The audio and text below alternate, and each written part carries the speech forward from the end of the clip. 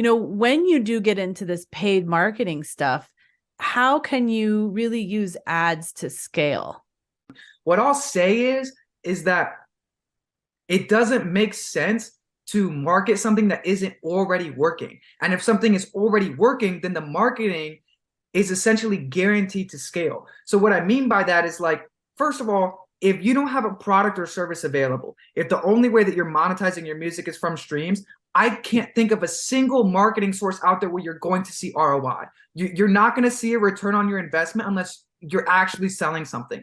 First of all, the marketing has to be conversion based. What are you converting them to? Like, where is this point that you're taking them that's actually going to get them to purchase something that's going to allow you to see ROI? What would you say to someone that maybe has just like a few hundred followers on a social platform?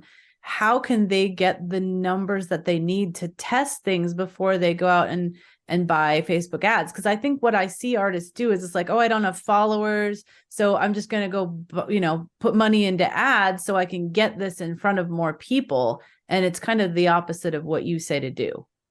I would also argue that there isn't an ideal amount of followers that you need to be able to start selling. If you're able to identify the process to monetizing those couple hundred people, that's a lot more powerful than getting 1,000, than getting 10,000, but only making money off those individuals off streams, right? Like, put some merch out, figure out how to sell it to those 100 individuals. And even if you do want to spend money in marketing and you fail, at least that's not coming out of pocket. At least that money was coming from customers that you actually sold from your music. Yep. So it sounds like you're saying that the content that we create needs to run the gamut. There needs to be some content that's really for getting followers and attracting people, and then there needs to be some content that's more for converting them and creating customers.